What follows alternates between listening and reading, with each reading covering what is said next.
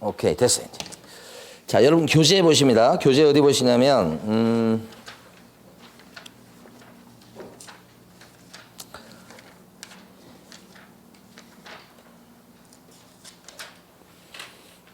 104페이지.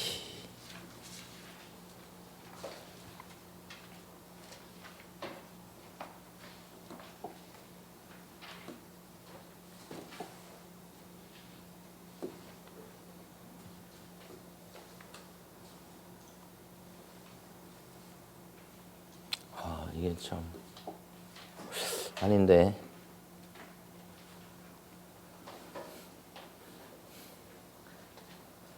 똑같은 걸 열어놓으셨어. 네? 아까 그 열어져 있는 건데. 아, 그래요? 얘를 이렇게 넣으시면 되고.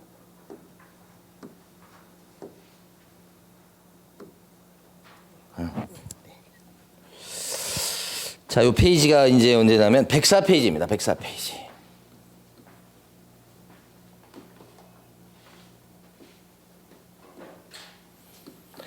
매년 이제 한 문제씩 출제되는 게 뭐냐면 이 중개법인의 업무에 해당하는 게 뭐냐 이걸 물어봐요. 예. 근데 이게 업무가 여러분들도 나중에 자격증 따시면 할 수 있는 업무들이에요, 다. 그러니까 여러분의 업무라고 생각하시면서 이제 들으시면 되고 나중에 시험 보실 때는 중개법인 업무에 해당하는 것은 해당하지 않는 것은 이걸 한 문제로 출제를 해요. 예. 그러면 이제 7가지가 있어요. 그 7가지를 하나씩 보도록 할 겁니다. 볼 텐데 여러분들 교재에서 보면 이제는 106페이지 가보셔요. 가로 1번의 제목이 뭐라고 되어 있냐면 겸업 범위라고 되어 있습니다. 이게 무슨 얘기냐면 이 중개법인은 본업이 중개업이에요. 본업이. 근데 중개업만 할 수 있는 건 아니고 이렇게 부업거리가 부업 있죠, 부업. 한 6가지가 있어요. 그러니까 요새는 이제 막 2잡, 3잡 그러잖아요. 연말되고 그러면 요새 이제 되겠네. 연말되고 그러면 이제 술자석이 많잖아요. 그래가지고 대리를 부르는 경우가 있어요. 그 대리 오시는 분들 보면 대리가 원래 직업이 아니고요. 직장인도 계시고 막 다양하시더라고. 그분들 같은 경우는 이제 그 외벌이를 하다 보니까 자기 혼자 회사 나가서 그 번 돈 가지고는 애들 그 학원비를 주로 못 대는 것 같더라고. 얘기를 쭉 나눠보면. 그거 하려고 그러면 자기가 이렇게 야간에 대리운전이라도 해야지.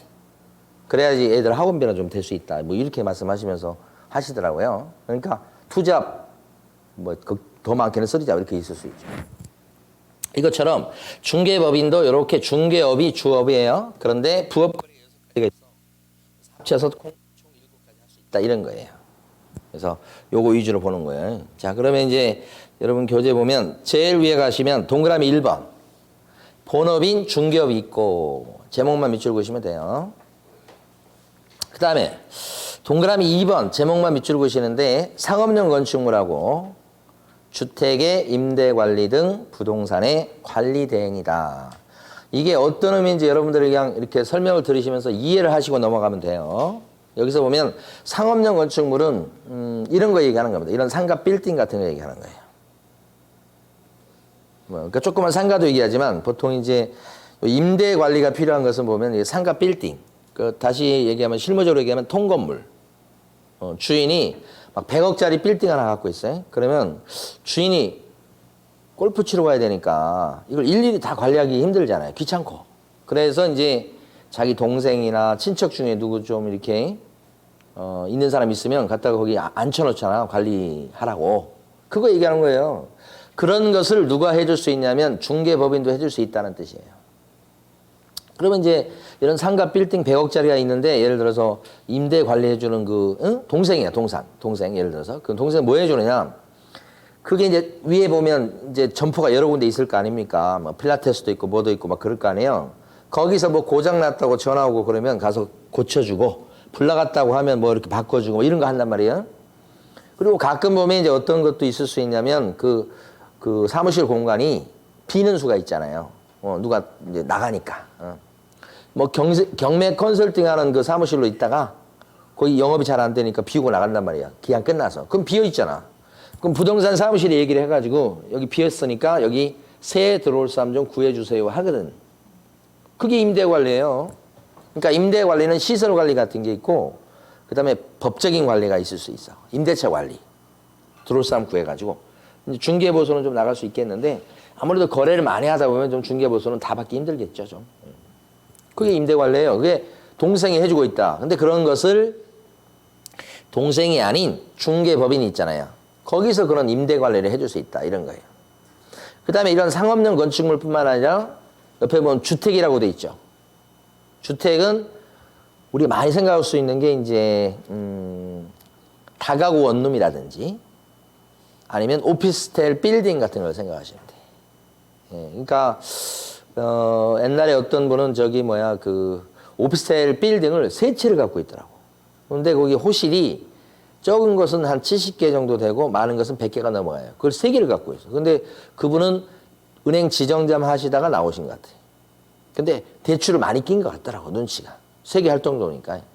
근데 그 당시에 그분이 그걸 하시면서 그 세 개를 갖고 있으시면서 중개 자격증 따려고 공부를 하셨어.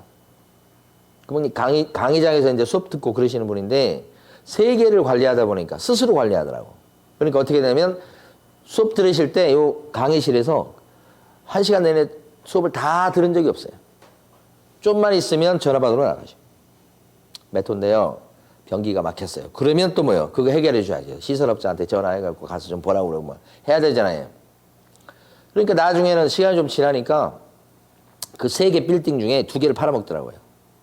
1개만 남겨놓고 더 3개는 못하겠다고 이렇게. 근데 제가 생각할 때는 그렇게 할 게 아니고 자기가 요 임대관리업체에 그걸 맡기는 거예요. 돈을 주고서라도. 그 자기가 거의 일일이 다 신경 써가면서 그 많은 호실을 다 관리하는 게 힘들잖아요. 그렇죠? 임대관리업체에 맡겨서 돈 좀 주면서 관리시키고 자기는 그냥 놀러나 다녀야 되는 거예요. 그리고 통장 들어온 돈 관리하고. 그게 임대관리는 거예요. 임대관리 시켰으면 됐지 왜 자기가 직접 관리하려고 그러냐 이거지. 예? 예. 그래서 여기 이 주택이라는 게 바로 그런 거예요. 오피스텔 빌딩 같은 거 얘기하는 거죠. 임대관리입니다.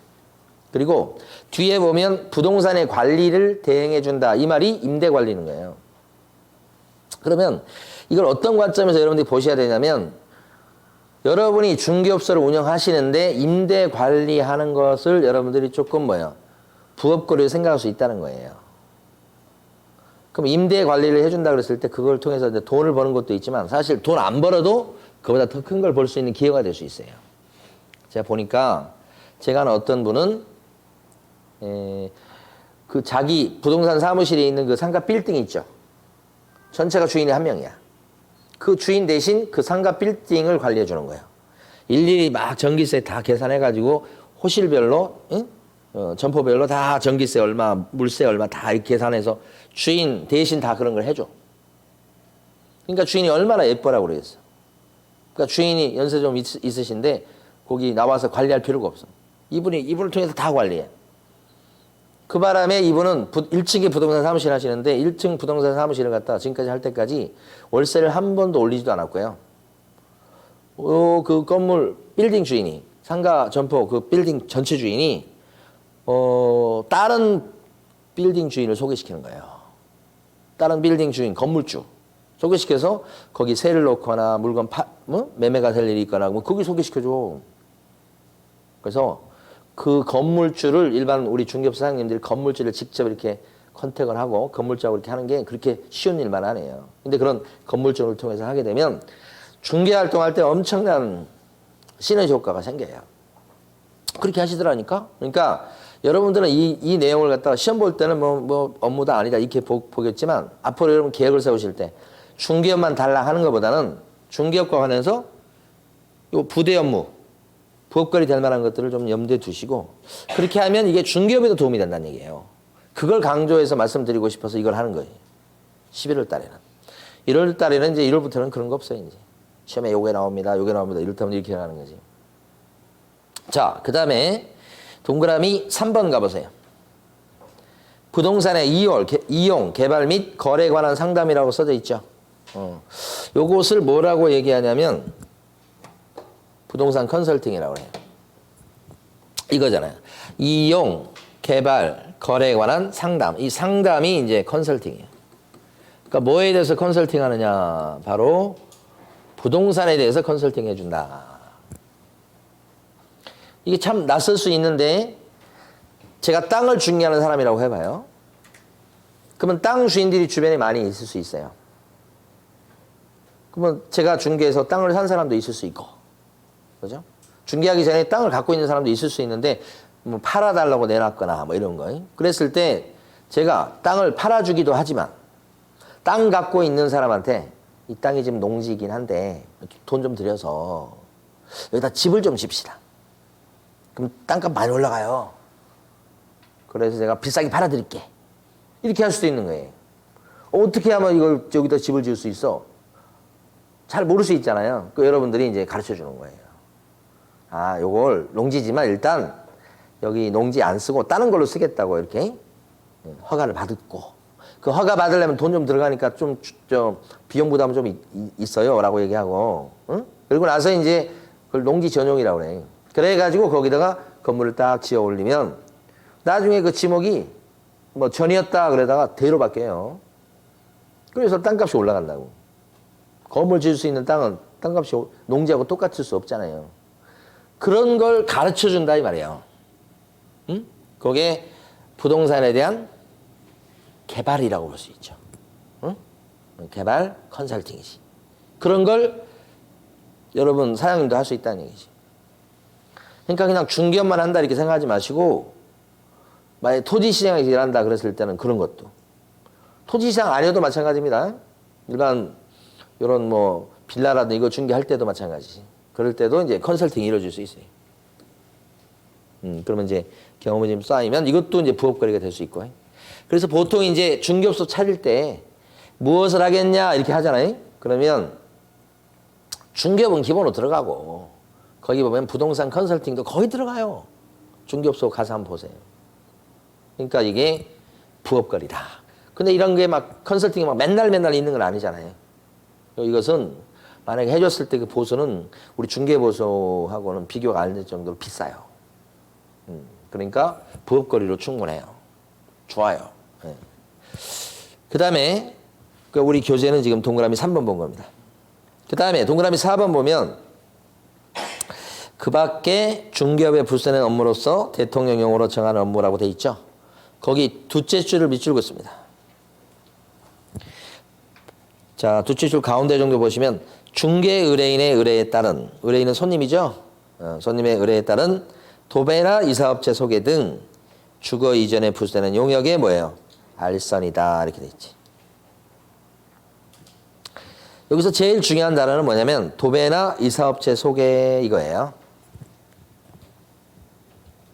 칠판에도 있지만 도배나 이사업체 소개. 일반적으로 개인 중개업소를 운영하더라도 손님들 중에 보면 집을 샀는데 고쳐서 들어가고 싶다 그런 사람 있잖아요. 그러면 인테리어 업체 소개시켜달라고 그러거든요. 그걸 소개시켜주는 거예요. 소개시켜주면 이런 인테리어 업체나 이런 데서 사장님 소개시켜줘서 고맙다고 이게 봉투 들고 오잖아요. 그러면 그 봉투 가지고 회식도 할 수 있잖아요. 이게 부업이라고요. 이게. 응? 중개법인도 똑같이 그런 거 할 수 있다 이 말이지. 도배나 이사업체 소개. 응? 응.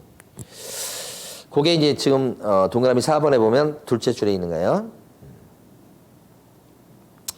자, 그 다음에 동그라미 5번에 보면 상업용 건물 및 주택의 분양등이라고 되어 있습니다. 요거네. 분양대행이 뭐예요? 분양이 뭐예요? 신축 건물을 첫 번째 매매하는 걸 분양이라고 그래요. 그래서 빌라 분양도 있고 뭐 신축 상가 분양도 있고 그러잖아요. 응? 분양하는 걸 대신해 준다 이 말이야. 이게 이제 흔히 얘기하는 분양팀이에요. 팀. 오피스텔 같은 거 분양이 될 때 오피스텔 지은 건설사나 이런 쪽에서 자기들이 분양하지는 않고 이 분양팀을 섭외를 해요. 그래서 이거 분양시켜달라. 한 채 분양시킬 때마다 내가 500만 원씩 주겠다. 뭐 10채면 얼마다. 뭐 이렇게 되잖아요. 그렇게 해서 맡겨요. 맡기면 이 분양팀에 팀원들이 있을 거 아니에요. 그 중에 한 구성원은 뭐냐면 그 현수막 같은 거 거는 또 젊은 친구들이 있어. 그 막 돌아다니면서 2인 1조 돼가지고 현수 막 걸잖아. 다 불법이지만. 광고해야지 이 사람들이 올 거 아니에요.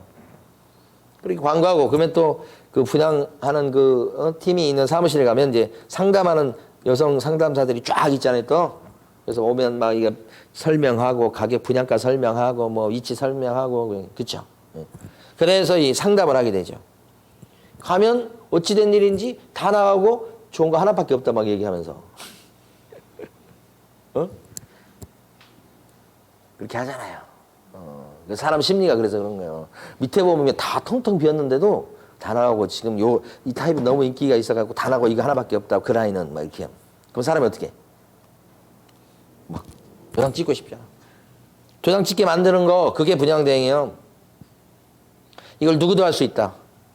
중개법인도 할 수 있어. 이렇게 하면 한 채 분양시킬 때마다 500만 원씩 받는다 그러면 500만 원이면 엄청난데 100채면 얼마예요? 5억? 5억이에요? 그런 식으로. 덩어리가 커요, 이건. 분양대행 한다는 것 자체가. 그런데 이제 이게 뭐하고 연결되어 있냐면 여러분 개인이 중개업 사무실을 운영할 때도 여기하고 연계가 되어 있어요. 신축 빌라를 분양한다고 해봐요. 그럼 그냥 분양팀이 있겠죠. 근데 여러분은 이제 중개 사무실을 운영해. 중개 사무실 개인. 그러면 요 분양팀에서 직원이 나와. 이 사람들은 광고를 하기도 하지만 어쨌든 손님을 끌 수 있는 가장 유력한 장소는 어디예요? 부동산이잖아요. 부동산 와서 팜플렛 같은 거 돌리고, 그죠? 그러면서 이거 소개시키면 리베이트로 300 주겠다 이렇게 한다고. 한 채다. 리베이트로. 그럼 여러분들은 이제 손님이 와가지고 빌라 좀 봅시다. 그러면 어떻게 해요? 응? 물건 나온 빌라를 보여주겠죠? 근데 혹시 신축 빌라에 관심이 있으세요? 이렇게 하면서 이제 신축 빌라도 구경시켜 드릴까? 이렇게 하면서 이 손님을 은근히 신축 빌라 쪽으로 이렇게 몰고 가지. 예? 거기 가보세요. 거기 가면 누구누구 찾으세요. 이렇게 가면 여기서 이제 또 요 상담 실장님들이 또 막 얘기를 해갖고 요 빌라를 갖다 도장을 찍게 만드네. 그럼 사실 이 사람은 여기다 돈 갖다 준 건 없는데, 여러분한테 갖다 준 건 없는데, 여기서 이렇게 뭐가 오지요, 이렇게. 돈이. 그래서 월세를 100만 원씩 내는데 300만 원 왔으니까 3달치 월세가 굳었다 이렇게 되는 거잖아요. 응? 이거 다 부업이에요, 부업. 여기 안 써져 있습니다만 대표적 부업 중에 하나가 또 뭐예요?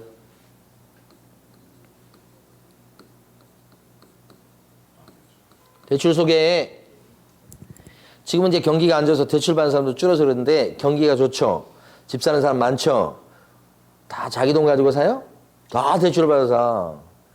그러면 대출 사는 사람이 나 대출 좀 받아야 되는데 이렇게 하는 순간에 여러분은 어떻게 해요? 돈 벌었다죠, 또. 대출 소개시키잖아. 그러면 이 대출을 받는 요 사람이 돈을 주는 건 아니지만 또 대출 은행에서 뒤로 이렇게 또 이렇게 주잖아. 부업이에요, 부업. 근데 이 분양대행도 아까 그런 주택이라든지 아니면 상가 빌딩 같은 거 분양대행 할 수 있다는 얘기지. 자, 그 다음에 동그라미 6번 가보세요.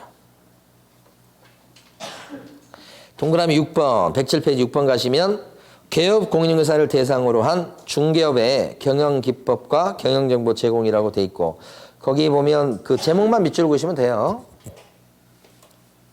그렇게 잘 보시면 이 경영이라는 단어가 제일 중요해요. 그러니까 쉽게 말씀드려서 경영 컨설팅을 한다는 거예요. 여기가 중개업소 사장님이에요. 그러니까 중개업소 사장님을 대상으로 해서 중개업소를 어떻게 운영하는 것이 좋을지에 대해서 가르쳐 주는 거예요. 경영 컨설팅이에요. 이런 경우는 그러니까 중개업소 사장님한테 이 광고는 이렇게 올리셔야 되고 막 이런 거 있잖아요. 어떻게 이제 손님들 왔을 때 이제 물건을 어떻게 보여줘야 되고 이런 식으로 해서 중개 활동과 관련된 노하우를 가르쳐 주는 거예요. 경영 컨설팅. 근데 이게 누가 가르쳐 줄 수 있다는 거예요? 컨설팅 누가 할 수 있다는 거예요? 법인이지. 그러면 다른 중개업소를 대상으로 한다 이렇게 돼 있어요. 그러니까 다른 중개업소도 사실 어떤 경쟁 관계에 있다고 볼 수 있어. 넓게 봐서는. 뭐 다른 중개업소 사장님한테 중개업소 경영에 대한 컨설팅을 해주고 이제 돈을 받아먹겠죠. 그걸 중개법인이 할 수 있다는 거지. 예. 그래서 현실적으로 좀 드물고. 다만 이런 건 있을 수 있어요. 중개법인 자체가 자신들의 중개법인 상호를 갖다 쓰면서 지점으로 활약을 하면서 그래서 지점 가맹을 하면 가입을 하면 우리 법인의 브랜드도 갖다 쓰고 거기에 맞춰서 뭐 서식이나 이런 것도 다 제공하고 중개업소 운영에 대한 정보를 그때그때 제공해주고 이렇게 하는 게 있을 수는 있어요. 현장에 보면 그런 게 대표적으로 여기 들어간다고 볼 수 있지. 그걸 뭐라고 불러요? 경영 컨설팅이다 이렇게. 그래서 이 중개법인은 지금 여기까지 6가지 업무를 할 수 있고 제일 마지막 7번 업무가 제일 중요해요. 7번 보시면 동그라미 7번이죠. 뭐라고 되어 있냐면 민사집행법에 의한 경매 그 두 줄을 밑줄 그으셔야 돼요. 근데 경매는 동그라미 치셔야 돼요. 그 다음에 국세징수법 그 밖의 법령에 의한 공매대상 부동산에 대한 공매대상 할 때 공매 동그라미 치시고 자 공매대상 부동산에 대한 권리분석 및 취득의 알선과 알선의 동그라미 치시고 매수신청 또는 입찰 신청 대리의 동그라미 치시고 이렇게 여기 나와 있는 업무 중에서 이제 딱히 법에서 규제하는 내용이 없어요, 거의. 그러니까 법에서 터치하고 있는 건 얘하고 이 정도예요. 그러니까 7번은 부업 중에서 중요한 부업이라고 생각하는 겁니다. 나라에서는. 그게 7번을 우리끼리는 경공매 컨설팅 이렇게. 7번을. 자, 그걸 한번 봐봐요. 요 7번 업무가 원래 이제 경매 그러면 법원 경매 물건을 얘기합니다. 이 채권자들이 빚을 못 받아가지고, 꽂은 돈을 못 받아가지고, 채무자의 재산을 갖다가 강제로 파는 거. 그걸 경매라고 하죠. 법원에서 해주죠. 경매 물건이 지금 이제 경기가 안 좋아지니까 경매 물건이 계속 늘고 있어요. 뭐 100개 육박하고 있더라고, 많은 데는. 많이 늘고 있단 말이에요. 최근에 한 뭐 2021년도까지 쭉 보면, 한 17년부터 21년 보면 경매 물건이 씨가 말랐어, 씨가 말라. 한 경매 진행할 때 뭐 10몇 개씩 20개도 안 되고 막 그랬거든요. 근데 지금 어느덧 70개, 80개. 서울중앙지방법원 같은 경우는 그렇게까지 물건 수가 많아요. 이게 법원 경매예요. 그 다음에 공매라는 게 있어요. 공매. 공매는 자산관리공사에서 하는 공매가 대표적이에요. 근데 그 자산관리공사를 이제 캠코라고 하기도 하죠. 옛날에는 성업공사라고 불렀던데요. 근데 이 자산관리공사가 세금 안 낸 사람의 재산을 세무서나 구청에서 압류를 하거든요. 그 압류할 물건을 자산관리공사한테 이렇게 넘기면서 부탁을 합니다. 이것 좀 강제로 팔아주세요. 그게 압류부동산 공매 물건이에요. 세금을 그래서 걷는 거죠. 강제로. 팔려서 나온 돈에서 세금을 걷어가요. 이걸 압류부동산 공매라고 하는데 어디서 하느냐? 자산관리공사에서 해요. 그래서 경매 나온 물건 아니면 압류부동산 공매 나온 물건에 대해서 뭘 해줄 수 있는가 소개시키는 거예요. 괜찮으니까 이거 들어가 봐라. 소개시키는 걸 뭐라고 불러요? 알선. 대리는 뭐냐면 대리는 대신 받아주는 거예요. 대리는. 그러니까 그거 돈 있는 사람은 돈만 들고 와. 그러면 대리를 해준다는 건 뭐냐면 입찰가 정하고 들어갈 물건 찍고 입찰가 정하고 해서 다 알아서 해줘. 절차 같은 것도 다 대신해버리고 그냥 돈만 들고 오면 끝이 나는 거죠. 이걸 대리라고 불러요.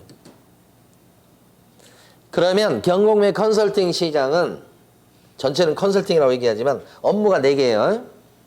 하나, 경매 나온 물건인데 소개만 시키는 거. 두 번째, 경매 물건인데 대신 받아주는 거. 셋째 업무는 뭐냐면 공매 나온 물건인데 소개만 시키는 거야. 공매 물건은 경매 물건에 비해서는 많지는 않아요. 그 사람들이 좀 별 관심이 없어. 그래서 오히려 공매는 물건 수도 많지 않은데 사람들이 관심이 없어가지고 입찰 들어서 낙찰 받은 사람들 보면 뭐 몇 명 안 돼요. 그것도 기여가 될 수 있어요. 네 번째, 공매 물건인데 대신 받아주는 게 있을 수 있죠. 공매나 물건인데 대신 받아주는 거. 그래서 업무가 4개예요. 줄여서 경공매 컨설팅 이렇게. 자, 이런 업무를 원래는 누가 할 수 있었냐. 이 업무 누가 할 수 있는 거냐면 원래가 변호사, 법무사들이 할 수 있는 업무예요. 그럼 옛날에 중개사들은 할 수 있느냐? 못했어요. 여기만 하고. 근데 2005년도 노무현 정권 때 중개사도 할 수 있게끔 법이 바뀌었어요. 그 전까지는 했다 그러면 변호사법 위반으로 엄청 처벌받았어요, 중개사들. 근데 이제 2005년도 이후부터는 할 수 있게 된 거지. 이렇게. 그래서 개방이 된 거지. 그래서 희한합니다. 하지 말라 그러면 되게 하고 싶어요. 근데 하라고 그러죠. 할 때만 하죠. 잘 안 합니다. 그 참 희한해요. 사람은 그렇게 만들어져 있나 봐요. 여러분 공부하지 마세요. 그럼 공부를 열심히 할 것 같아. 우리 이제 그 둘째 놈 학원도 그렇거든요. 이러면 학원만 가면은 학원 선생님하고 이렇게 좀 찌그럭찌그럭 해가지고 사고를 치고 막 그래요. 말도 안 듣고 그래가지고. 그 왜 그러냐 그러면 이제 공부하기 싫은 거야, 솔직히. 그럼 돈이 아깝다, 너 학원 가지 마라. 그렇게 얘기하잖아요. 그러면 울면서 그렇게 가겠대. 가라고 할 때는 안 가더니. 그래서 참 사람 심리는 이게 무슨 심리인가는 모르겠는데 다 똑같은 것 같아요. 하라고 하면 잘 안 하고. 나중에 여러분들 자격증 따신 뒤에도 경매 시장을 관심을 가지실 필요가 있는 게 투자 관점도 있고요. 개인적 투자. 두 번째는 손님 중에 보면 돈 들고 경매 투자 원하시는 분들이 계셔요.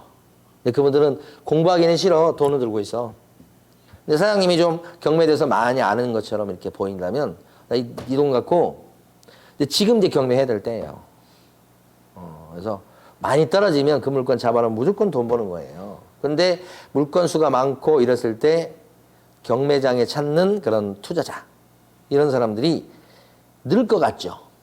물건이 많으니까 가격도 떨어지니까 정반대로 움직여요. 물건도 많아 가격도 떨어져. 그렇게 올라갈 때는 사지 마라고 그러고 쫓아가서 사요. 떨어졌죠. 이제 떨어지잖아. 안 사요 이제. 그 사람이 심리예요. 그러니까 그 반대로 하셔야 돈을 버는 거예요. 이 지금 학원이 지금 보세요. 중에서 공부하겠다는 사람이 작년에 비해서는 많이 준 거예요. 네? 작년에 이때 수강생 이거보다 뭐 훨씬 많았거든. 그득하게 채웠었어요. 근데 적죠. 경기가 안 좋아지면 그래요. 근데 나중에 이제 막 이제 또 경기가 좋아지면 또 학원이 차요. 제가 20년 동안 경험한 거예요. 왜 그러지? 경기가 좋든 안 좋든 필요한 것은 빨리 따는 게 급선무요. 시간이 가면 갈수록 어려워져요, 시험. 근데 경기 안 좋으니까 지금 따서 딱이나 하라고, 딱이나. 따지도 못할 거 같으면서 경기가 안 좋다고 하면서 핑계, 그게 핑계예요. 근데 사람은 핑계 대는 거예요. 1인자. 부동산님 현업하시는 분들도 마찬가지야. 똑같아. 경기가 막 좋잖아. 그러면 돈 벌어야 되니까 못 와. 그럼 경기가 안 좋으면 와야 될 거 아니야? 문 닫아야 되겠다고 또 안 와. 그게 뭐야? 언제 올 거, 언제? 그러니까 사람이 자기가 생각하는 거하고 좀 반대적으로 한번 생각해 보세요. 투자 관점은 100% 그래, 100%. 앞으로 기회가 오는 거예요. 그래서 돈 있는 사람이 유리할 거예요. 자, 근데 이제 여기서 이제 두 가지 설명드리려고 해요. 시간이 좀 지났는데 잠깐 쉬었다가 경공의 컨설팅을 마무리 짓고 다음으로 가도록 하겠습니다.